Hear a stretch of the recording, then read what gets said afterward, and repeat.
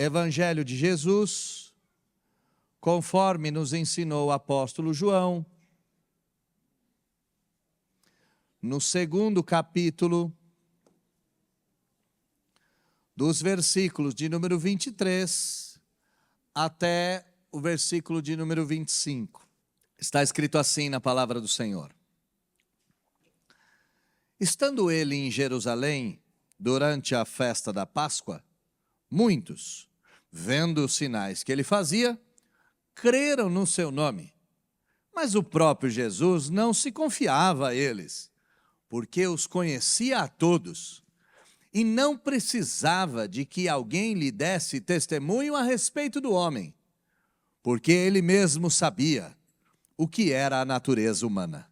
Feche seus olhos, baixe a sua fronte, vamos orar. Vamos pedir que Deus nos abençoe e venha falar com todos nós nessa manhã. Deus bendito, é muito bom estar em sua casa, é muito bom estar na presença dos seus filhos, é muito bom estar aqui junto aos meus irmãos.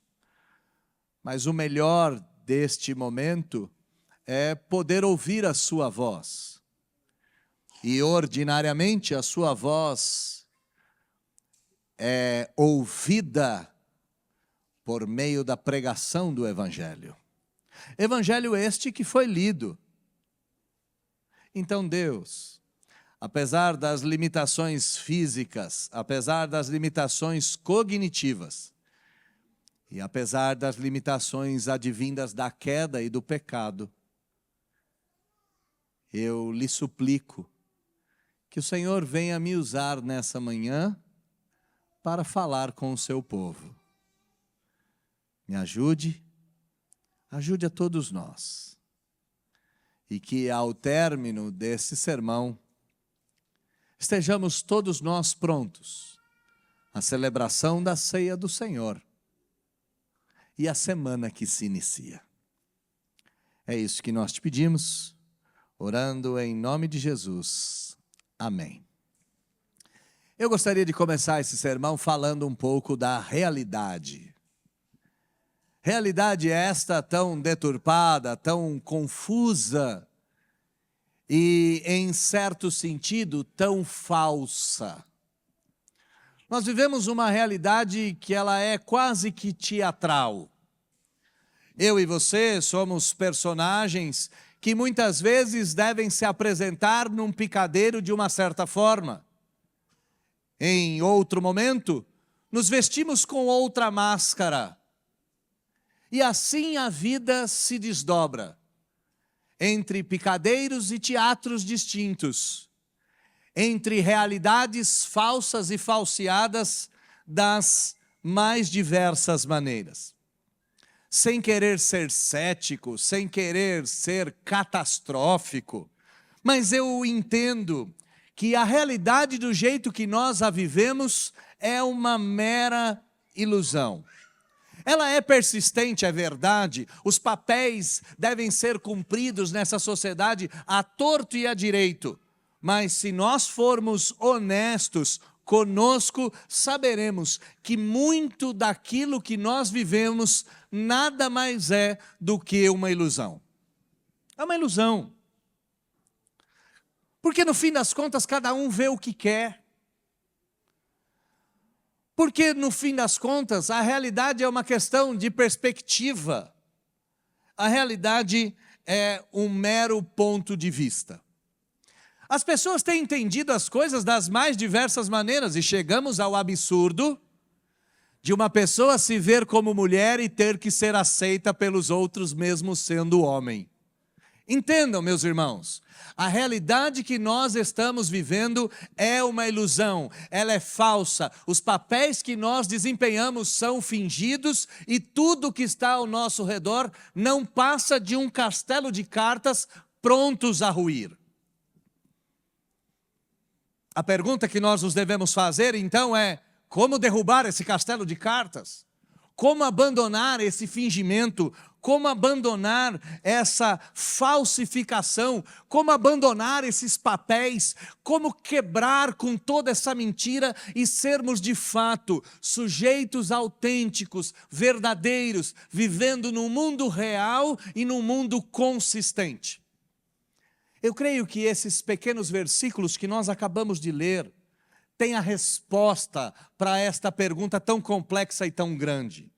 E o tema do meu sermão hoje é lendo a realidade e o mundo pelas lentes de Jesus Cristo. Vivendo esse mundo pela ótica de Jesus. Tocando a realidade pelo olhar do Mestre. E nós veremos isso desdobradamente a partir do versículo de número 23. Mas antes, é necessário nós enxergarmos o que aconteceu antes e o que vem depois desse texto. O que aconteceu antes é que Jesus contrapôs a realidade do seu tempo. O templo de Jerusalém tinha sido feito um mercado, como os mercados municipais do nosso tempo, cheio de salteadores e de cambistas. E Jesus entra no templo e expulsa esses cambistas e diz o texto que muitos outros sinais ele fez. Então uma multidão repleta e ávida por sinais, por contraposições da realidade, passam a inquirir Jesus, dizendo para ele: você precisa fazer mais sinais para que a gente saiba quem de fato você é. Eles nem se atentaram que aquela vida que eles viviam era falsa, que aquele templo que eles adoravam a Deus estava repleto de ladrões. Eles nem haviam percebido que eles viviam papéis religiosos que, na verdade, ocultavam a necessidade do coração de cada um deles. Nicodemos, em contrapartida, percebeu, e isso está no capítulo de número 3. Ele percebeu que ele era uma fraude. Ele percebeu que aquele mundo era ilusório, que aquela religião era bonita de se ver, mas péssima para se salvar. E Nicodemos vai de noite ter com o Senhor Jesus e pergunta: mestre, como é que eu preciso, como é que eu posso ser salvo, como é que eu posso herdar a vida eterna, como é que eu posso ter essa vida transformada ante uma realidade falseada? E Jesus vai dizer: é necessário nascer de novo. Olha que interessante, onde o texto que nós acabamos de ler está. Ele está em Jesus denunciando a realidade e está num homem buscando a verdadeira realidade. Nicodemos será transformado no capítulo de número 3. Nós veremos isso semana que vem, se Deus quiser. Mas hoje, importa para nós enxergarmos a realidade a partir das lentes ou dos óculos de Jesus. E infelizmente, o mundo que nós vivemos é um mundo baseado em sinais exteriores que são falsos. Olha comigo o versículo de número 23. Estando Jesus em Jerusalém, durante a festa da Páscoa, muitos, vendo os sinais que ele fazia, creram no seu nome. Bom, onde Jesus estava? Em Jerusalém. Quando? Durante a festa da Páscoa. Quem? Muitas pessoas. Aqui nós temos o tripé do mundo real: o espaço, o tempo e as pessoas.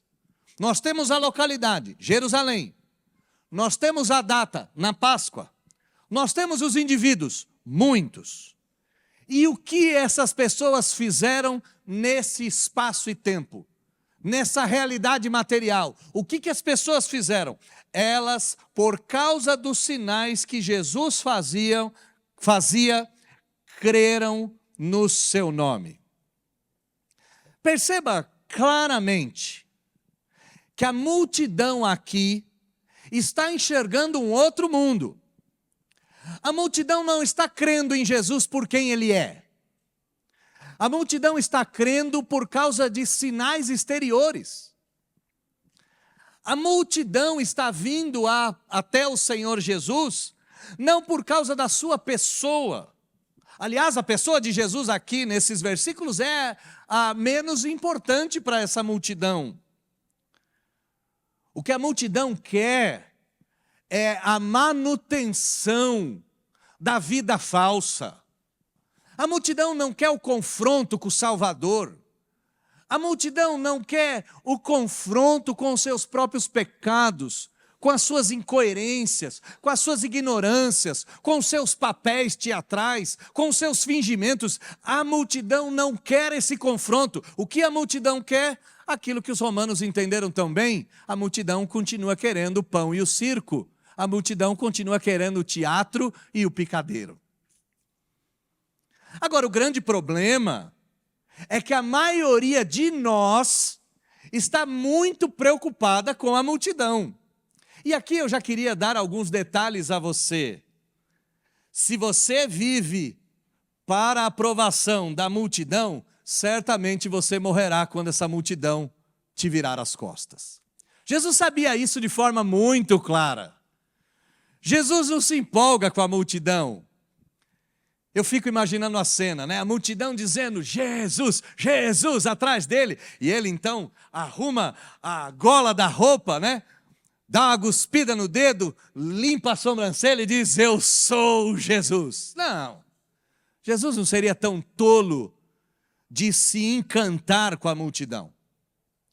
Ele sabia que a multidão é o tirano mais cruel que existe e, ao mesmo tempo, é o tolo mais ignorante que já foi inventado. Essa multidão aqui que está gritando, Jesus, Jesus, Jesus, no final do livro, no final do Evangelho de João, vão estar gritando, crucifica-o. No meio do caminho, essa multidão vai mudar de ideia. Mestre, que sinais maravilhosos! No meio do caminho eles vão dizer, tens demônio porque faz sinais como este. Aqui a multidão está eufórica, tu és o Filho de Deus. Lá na frente dirão, tu és o filho da prostituição. Jesus não se engana com a multidão. Jesus não leva a fala da multidão em conta. Talvez Jesus já conhecesse a falácia da multidão. Ninguém pode dizer que a multidão, por ser a multidão, está certa. E olha que tolice, eu e você em algum momento já chegamos a acreditar que a voz do povo é a voz de Deus. Ah, meus caros, a voz do povo não é a voz de Deus. A voz da multidão não vale de nada. Porque essa multidão, esse povo, não passam de tolos ignorantes que não conseguem enxergar a realidade. Essa multidão, mesmo essa multidão, disse ao Senhor Jesus, que sinal nos mostras? Que sinal fazes? Lá na multiplicação dos pães e dos peixes, essa multidão disse, faze-nos outro sinal. Essa multidão não crê na realidade, não consegue encontrar-se, essa multidão não consegue sair desse mundo falso que as rodeia. Por causa de sinais, essa multidão crê. Por causa de um povo que grita, essa multidão vai. Por causa de líderes que que tem poder de convencimento, essa multidão sai como as crianças atrás do flautista de Hamlet. O grande problema não é que eu e você damos mais ouvido para a multidão apenas. O grande problema é que eu e você temos a mesma crença da multidão também, que é uma crença baseada em interesses e em necessidades. Jesus disse para a multidão, vocês me procuram porque eu dei sinais a vocês. Vocês não estão interessados no que eu posso oferecer em termos de vida eterna. Os próprios irmãos do Senhor Jesus, certa feita, disseram, alguém com seus poderes deve viver em Jerusalém, lá é que rola o dinheiro. Muitos de nós acreditam por interesse. Muitos de nós acreditam por vontade própria. Quando as coisas nos satisfazem, nós dizemos sim. Quando as coisas nos confrontam, nós logo corremos para dizer não. O problema de uma crença baseada em sinais é que ela é superficial. Os sinais mudam a todo tempo. Os sinais se alteram. Deixa eu tentar dar exemplos práticos aqui. Você está no seu trabalho e durante a semana muitos sinais são dados. Tem hora que o patrão está de um jeito, tem hora que o supervisor está de outro. E se você for levado por esses sinais, que na maioria das vezes são falsos e são interpretativos, a sua semana será um caos. Você começará segunda-feira dizendo, eu acho que vão me mandar embora. Na terça você vai dizer, não, o sinal que eu estou lendo não é esse. Na quarta você vai dizer, nossa, está complicado. Na quinta-feira, então, você está desesperado e na sexta-feira nada aconteceu.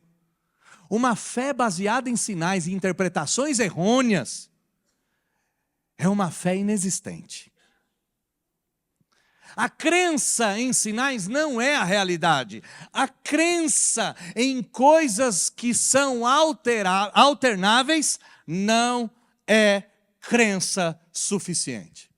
Aqui, esse versículo de número 23, creram no seu nome, nunca foi de fato fé.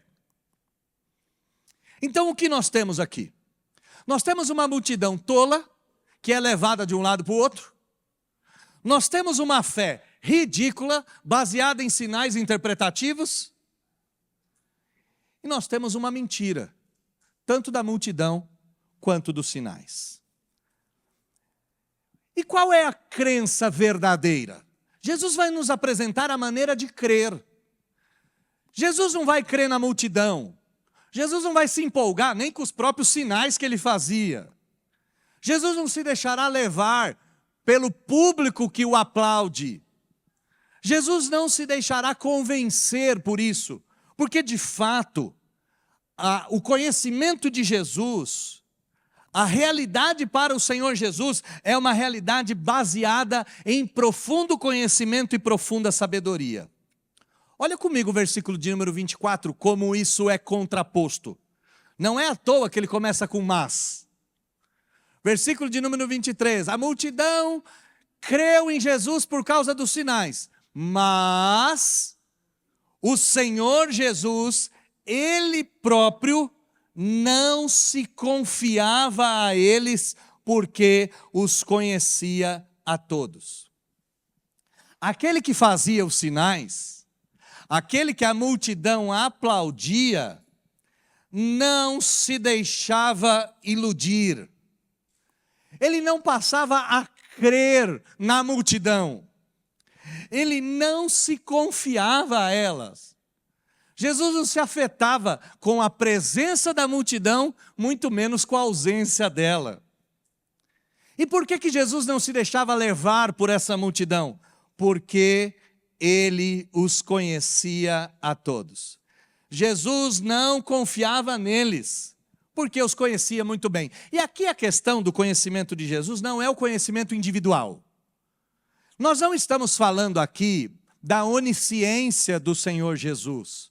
Ela pode até estar por trás de tudo isso, mas não é o meu alvo. Aqui o texto não está dizendo que Jesus conhecia a Maria, o José, o Tião, o Joaquim, o Pedro e o Paulo, conhecia-os individualmente, catalogando pessoa por pessoa. Não é isso que o texto está nos dizendo.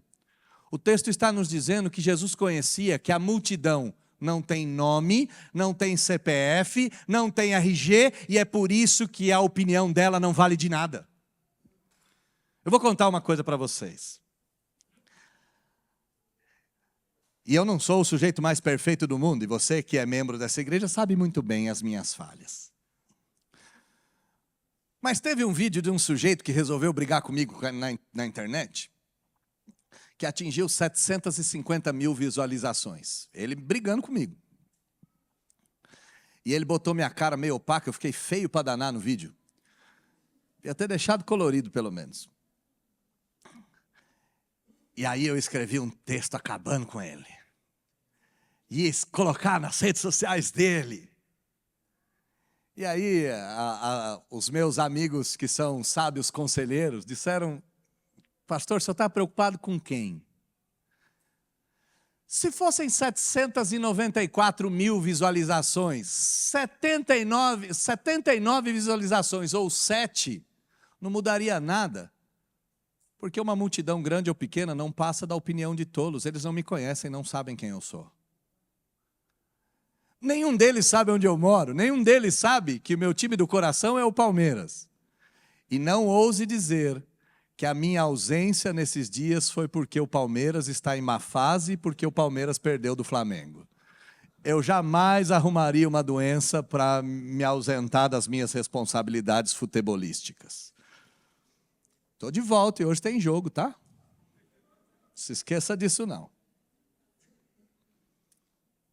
Quem são essas pessoas, meus caros? Eu tenho me tornado um pouco mais sábio porque os meus conselheiros, as pessoas que estão ao meu redor, têm me ajudado a ser mais sábio. Quem são essas 700 mil pessoas? Onde elas moram, onde elas vivem, o que elas comem, como elas se acasalam, eu não sei. Eu não faço a menor ideia quem elas são. A opinião delas não importa para mim. Porque, de fato, elas não existem.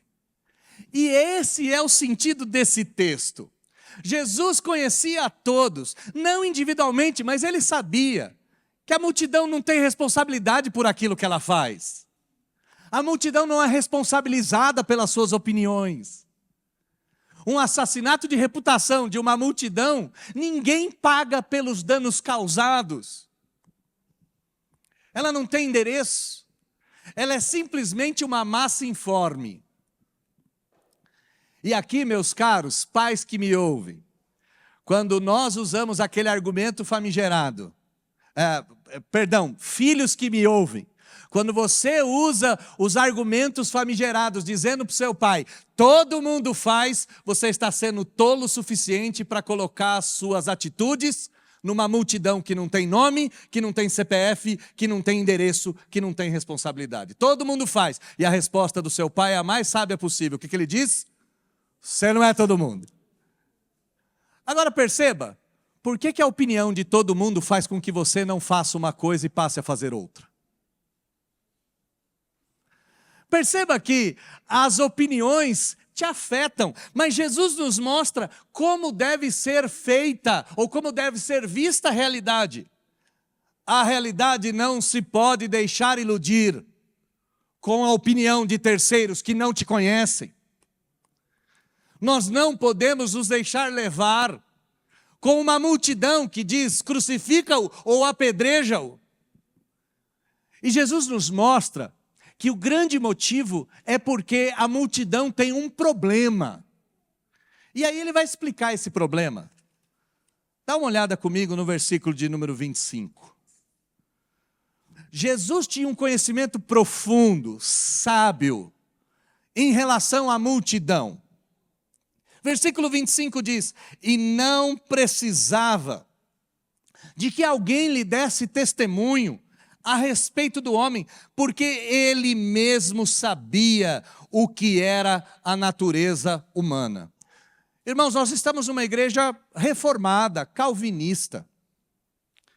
E nós declaramos que a natureza humana é depravada e decaída. Me ouça bem. Basear a realidade na opinião dos outros, que são depravados e decaídos, é no mínimo um ato de loucura. Jesus não precisava que ninguém se provasse medíocre ou mau caráter. Ele não precisava que o João tivesse feito alguma coisa errada para ele. Bastava conhecer a natureza humana. E a natureza humana, meus caros, é inclinada para o pecado. A natureza humana, meus caros, é ávida pelo sangue. Alguém já disse em algum lugar que os tubarões sentem o cheiro de sangue quando ele cai no mar a quilômetros de distância. Essa é a multidão. A multidão é dotada de uma fé superficial e inútil. Tem sinais aqui, eles correm feito cordeiros ali. Tem sinais acolá, eles voltam para cá. Tem hora que eles querem, tem hora que eles não querem mais. Meus irmãos, a multidão é avessa ao Evangelho, é avessa ao Senhor Jesus Cristo. Ela detesta a bondade, a verdade, a beleza e a justiça. Ela gosta da mentira, ela gosta da feiura, ela gosta da injustiça, ela gosta da mentira. Em outras palavras, o que a multidão é fã é as coisas desse mundo. Ah, como a multidão está aos pés do Senhor Jesus, quando Jesus dá o que comer a elas. Ah, como essa multidão é fã do Evangelho, quando o Evangelho diz, agora é só vitória. Como a multidão sai ávida, correndo atrás de propagadores de boas notícias. Que notícias são essas? Notícias do mundo. Você vai ficar rico, você vai trocar de carro, você vai trocar de casa, você vai comprar até aquela lancha que você tanto sonhou. A multidão, ela tem uma tara com as coisas desse mundo. A multidão, ela precisa da glória dessa terra. E Jesus não se engana com essa multidão. Jesus não se deixa levar por ela. Lá no capítulo 1, uma coisa importantíssima nos é dita. Que Jesus veio para o que era seu, mas os seus não o conheceram. E se você olhar esses versículos que nós lemos, nós temos crença, conhecimento, nós temos sabedoria, e todas essas palavras aqui têm a mesma raiz que aquela de lá. A multidão não conhece o Senhor Jesus. A multidão conhece esse mundo falso, esse mundo ilusório, esse mundo mentiroso, esse mundo de imagens, esse mundo de fachada, esse mundo de opiniões distintas, de opiniões que ora são de um jeito e ora são de outro. Jesus olha para a multidão e os encara profundamente. Ele os conhecia, ele sabia, ele entendia da natureza humana.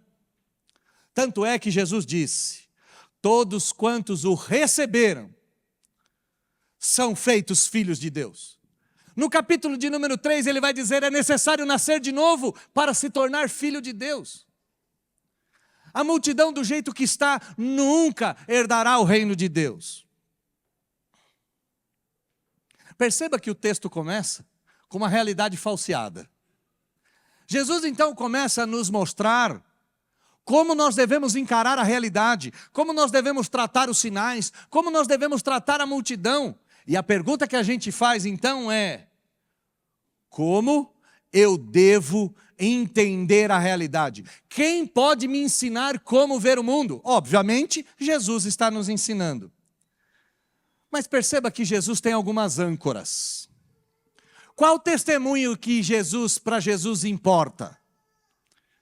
Jesus não era alguém que simplesmente não ligava para o que as outras pessoas falavam. Não era isso. E se eu dei essa impressão até agora, me desculpe, não foi isso que eu quis dizer. Eu não estou dizendo que você não deve dar atenção para a opinião externa. Eu não disse isso. Eu disse que a opinião da multidão é tola. Agora então eu vou te dizer a quem Jesus ouvia. Bom, Jesus acreditava no testemunho de João Batista, por exemplo. Lá no capítulo 1, João Batista diz, este é aquele de quem eu falava. O que vem depois de mim, todavia, é maior do que eu, porque ele tem a primazia. Jesus acreditava no testemunho de João Batista. E acreditava no testemunho de João Batista por 2 fatores. Porque ele era o último profeta da linhagem profética do Antigo Testamento, e porque homem nascido de mulher, nenhum foi maior do que João Batista. Ele tinha um baita de um parâmetro. João Batista era alguém digno de credo, digno de crença, digno de ouvir. E Jesus ouvia o que João Batista dizia e concordava. Pelo menos no capítulo de número 1. E no finalzinho do capítulo de número 1, nos mostra que Jesus ouviu João Batista. Mas Jesus não ouvia só João Batista. Jesus ouvia o Pai. No batismo, ele ouviu do céu, este é o meu filho amado em quem me comprazo.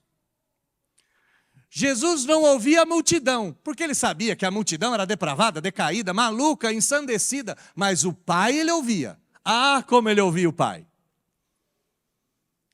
Jesus saía para se retirar longas horas para ouvir o Pai. Jesus meditava nas Sagradas Escrituras para ouvir o Pai. A opinião do Pai era importante para o Senhor Jesus. Não só a opinião do Pai, a opinião das Escrituras. Jesus disse: errais por não conhecer as Escrituras, porque elas testemunham de mim. Olha que interessante, Jesus está dizendo, a Bíblia é digna de aceitação, não a multidão. A multidão não. A multidão não. E o que dizer então do Espírito Santo? Como Jesus ouvia a voz do Espírito. Como ele era conectado com o Espírito. Tão conectado que lá no século de número 4, os nossos pais colocarão em documento que o Espírito Santo é procedente, tanto do Pai quanto do Filho. O Espírito vinha dele e é óbvio que ele ouvia o Espírito Santo. Mas talvez aí você está dizendo, pastor, está tudo bem, eu estou entendendo. Jesus não acreditava na multidão, a multidão é tola. Jesus também não se deixava levar pelos sinais. Ele sabia que os sinais eram passageiros, os sinais não eram fim em si mesmo. Ele não se iludia com isso. Mas você está dizendo que ele ouvia João Batista? Eu não tenho nenhum João Batista aqui. Você está dizendo que ele ouvia o Pai. Eu talvez não tenha a conexão que Jesus tem com o Pai. A Escritura, eu conheço muito pouco dela. E o Espírito Santo, pastor, eu nem entendo muito bem essa história do Espírito. Como é que eu vou passar a crer na realidade se os padrões de observância da realidade são diferentes? Jesus também ouvia seus amigos. E aqui é um ponto importante. Jesus tinha um grupo de discípulos de 120. Esse grupo de discípulos fechava nos 12. E dos 12 diz a Escritura que ele tinha 3 amigos especiais. Quem são esses 3 amigos? Pedro, Tiago e João. Jesus leva os 3 amigos para o monte da transfiguração. Ele tinha amigos que ele podia contar. E perceba, quando a multidão falasse alguma coisa, talvez os 3 amigos tivessem uma opinião diferente. E irmãos, entendam muito bem, aquelas 790 mil pessoas da internet que não me conhecem e que me xingaram de tudo quanto é nome, nada sabem sobre mim, mas o meu círculo mais íntimo dos meus amigos, esses conhecem a minha vida. Tanto é que Jesus vai perguntar para os seus amigos mais íntimos, o que dizem os homens que eu sou? Falam que você é um profeta, falam que você é o João Batista, falam que você é um curandeiro, falam que você é um milagreiro. Aí ele pergunta para o seu círculo mais íntimo, e vós, que dizes que eu sou? E aí Pedro então diz, tu és o Cristo, Filho do Deus vivo. Essa fé, esse testemunho vale a pena para o Senhor Jesus. Mas Jesus não acreditava só nos seus amigos, ele acreditava nele mesmo. E aqui eu não estou falando de um homem que acredita em si mesmo. Eu estou lendo mais uma vez Ortodoxia do Chesterton. E Ortodoxia do Chesterton começa com uma piadinha interessante. Ele diz que no manicômio é o lugar onde os homens que acreditam em si mesmo estão. Se você entrar no manicômio e perguntar para Napoleão Bonaparte, que vai estar lá, se ele acredita que ele é Napoleão Bonaparte, ele vai dizer sim. Então eu não estou dizendo que você deve acreditar em você. Acredita em você, tenha bom ânimo, tenha automotivação. Não, pelo amor de Deus, isso é serviço dos coachings de internet. Jesus acreditava no que ele fazia. Quando Jesus curou a mulher com fluxo de sangue, ele sabia o que ele tinha feito. Quando Jesus curou o paralítico, ele sabia o que tinha feito. E no capítulo de número 2, quando a mãe de Jesus quis que ele fizesse alguma coisa, ele sabia que não era chegada a sua hora. Olha que interessante. Jesus não duvidava de si, porque a multidão está dizendo que ele é filho da prostituição. Jesus, de repente, não começava a duvidar quem ele era, a vocação que ele tinha, porque ao redor dele as pessoas estão dizendo, crucifica-o.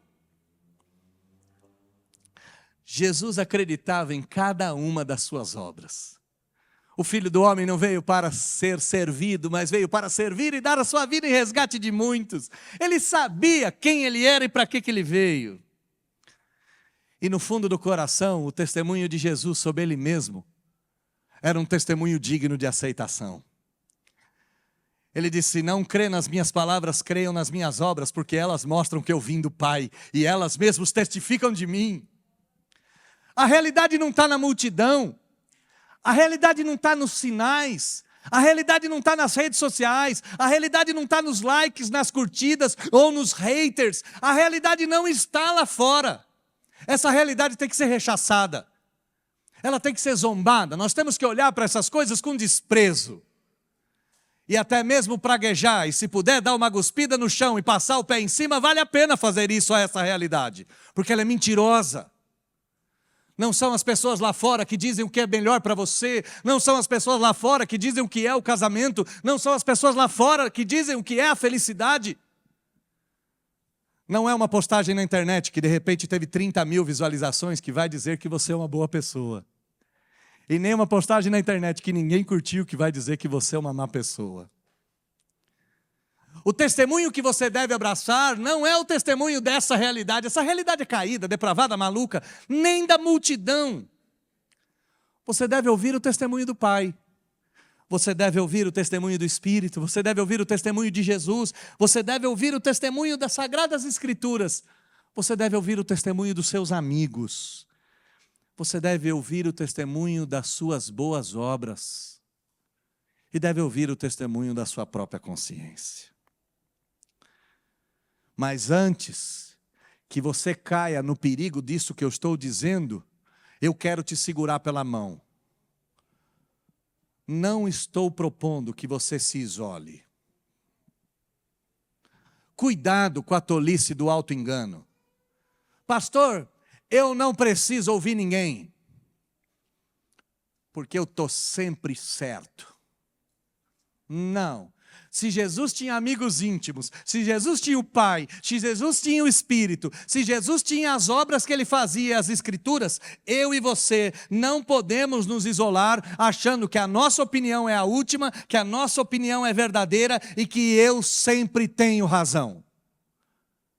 Alguém que é assim é a pessoa mais insuportável de conviver. Não, você tem que ter amigos próximos. Você tem que ter uma boa igreja. Você tem que ter pessoas em quem você deve confiar. E se a multidão disser alguma coisa que seus amigos próximos disserem não, meu irmão, guspa na multidão. Ela é falsa. Se a realidade disser a você, separe do seu casamento, e seus amigos próximos cristãos disserem, dá um passo a mais, não larga da sua esposa, seus filhos vão sofrer por resto da vida, são esses amigos que vale a pena ouvir. Quando a multidão está louca dizendo prazer, prazer sem fim, volte-se para a Escritura, que diz que os prazeres desse mundo são momentâneos, mas os prazeres da vida do porvir são eternos. Você não pode se isolar. Você não pode simplesmente achar que você é uma ilha e que você tem todas as respostas.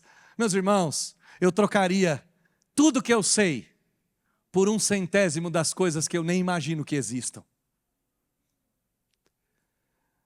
Não somos suficientemente dotados de conhecimento para não termos bons conselheiros.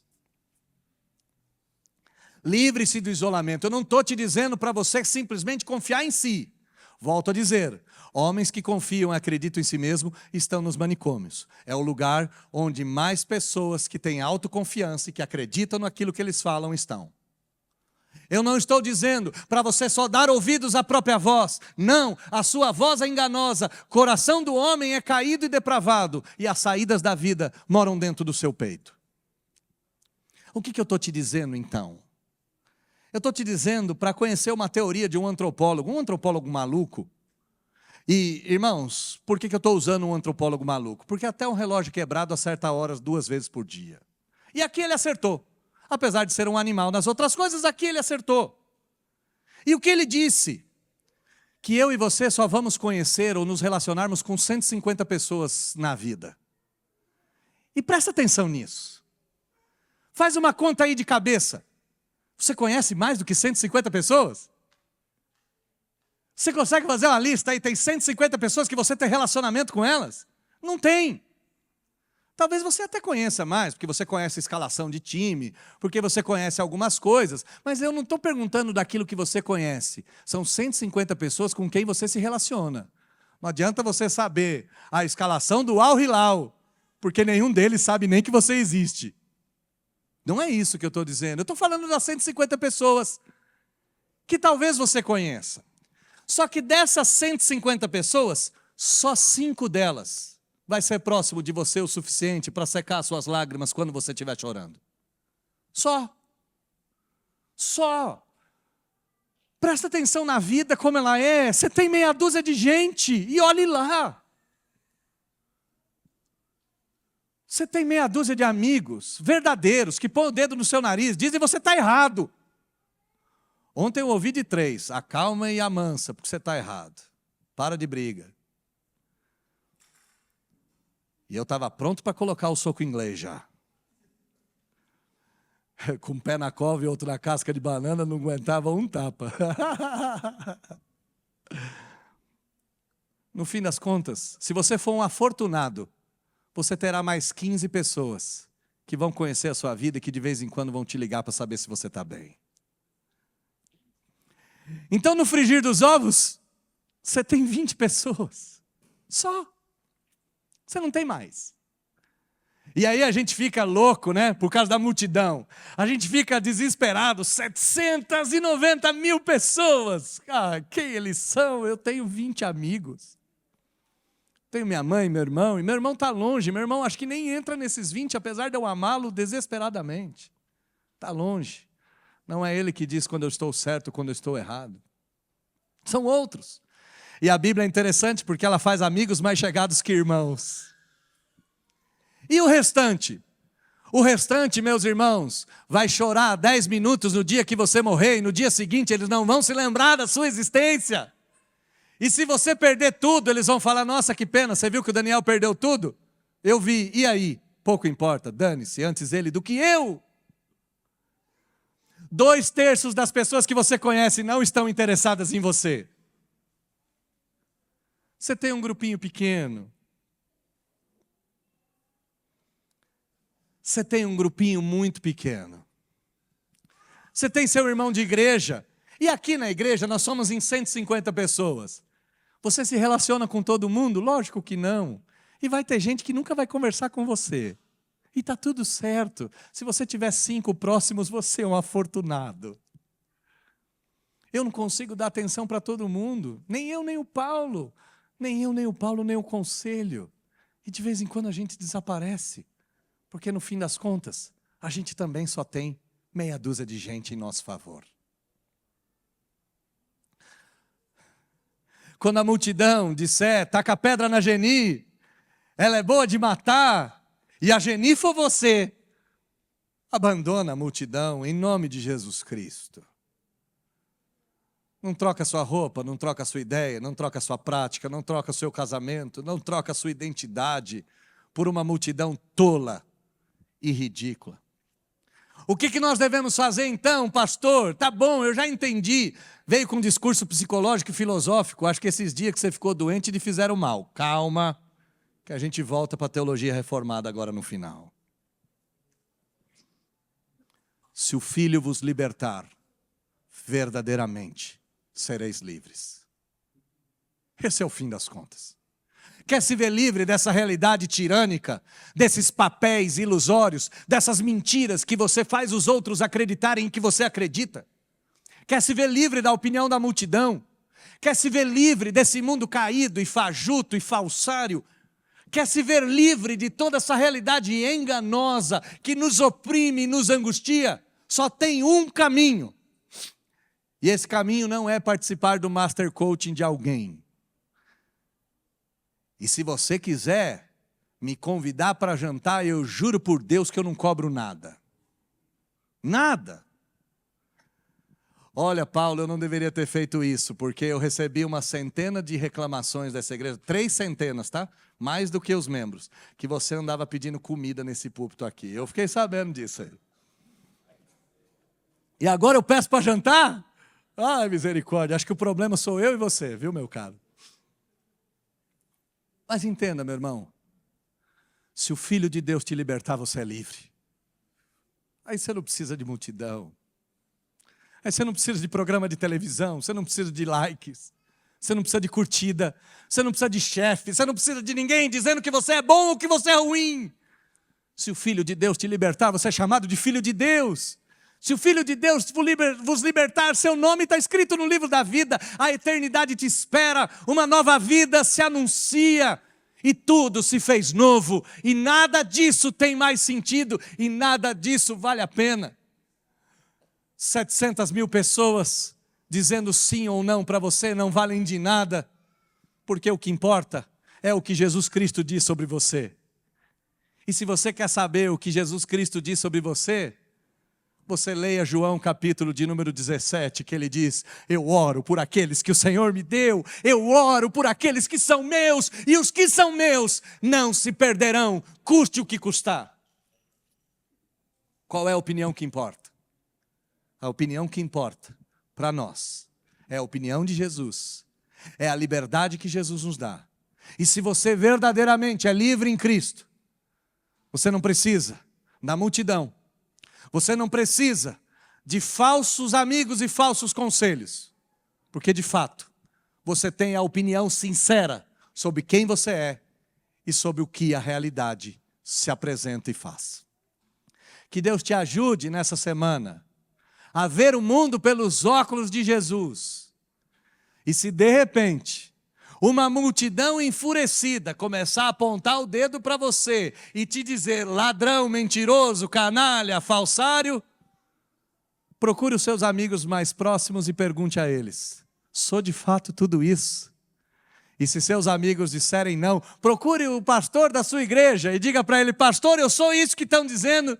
E se o pastor dizer não, procure a Escritura, e se a Escritura disser não, erga sua cabeça, sacuda a poeira, dá a volta por cima e segue mais uma légua. Que Deus abençoe vocês e vos façam ver a realidade como de fato ela se apresenta. Feche seus olhos, vamos orar. Deus, nós vivemos num mundo ilusório, de opiniões de multidão, de sinais dos mais distintos, de realidades mentirosas, de picadeiro, de teatro, de máscara, de baile à fantasia. E o duro que a gente entrou nessa dança caótica. Nós temos máscaras, nós queremos agradar quem não se importa conosco, mas deixamos de agradar aqueles que estão mais próximos.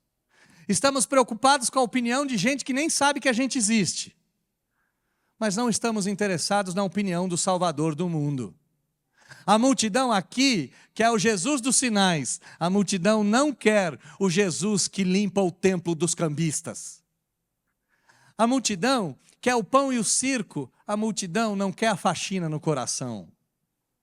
E infelizmente, em certo sentido, em algum momento da história, tanto eu quanto os meus irmãos, entramos nesse tobogã infernal, nessa montanha-russa louca, e passamos a viver personagens dos mais distintos. Ora, Deus, esse texto nos mostrou que Jesus encara a realidade de uma maneira brilhante, que Ele conhece o homem, sabe que o homem é depravado, e a opinião exterior e do mundo não vale de nada para o Senhor Jesus. No fim das contas, é a opinião de Deus, do Espírito Santo, dos seus amigos, da Escritura, da própria consciência e das obras. Mas Jesus não foi um isolado, um ermitão, um maluco, aquela pessoa egocêntrica e egoísta que sempre está certa. Não, ele nunca fez isso. Ele sempre estava perto de quem o amava. E ele amou essas pessoas e amou até o fim. Jesus sabia que no fim das contas são 120 pessoas. A igreja que ele fundou tinha 120 pessoas. Sim. E desses, a maior parte não está nem aí. São só alguns. E se de fato esta é a realidade como ele se apresenta, eu preciso ser liberto desse mundo ilusório que eu vivo, dessa matrix que eu criei com a minha cabeça, para viver o mundo real. E no mundo real, o que importa é o que Jesus diz sobre mim, é o que o Pai diz sobre mim. No mundo real, o que importa são as obras que eu faço, é o que a Bíblia diz a respeito da minha pessoa. No mundo real, meus amigos próximos, aqueles amigos leais, sabem o que eu preciso ouvir. Mas para trocar a multidão do Instagram, do Facebook, do Twitter, para trocar a multidão desconhecida e informe por meia dúzia de gente, eu preciso de libertação. Então, ó Pai bendito, que Jesus Cristo, o libertador do homem, a verdade, aquele que é a verdade encarnada, se Jesus Cristo nos libertar, verdadeiramente seremos livres. Nós suplicamos que por meio da verdade de Jesus Cristo, sejamos livres das amarras desse mundo e possamos viver uma nova vida em santidade, em bondade, em beleza, em justiça e principalmente alicerçados na verdade. Em Jesus, possamos conhecer e viver a verdade. Nós oramos em nome dele. Amém.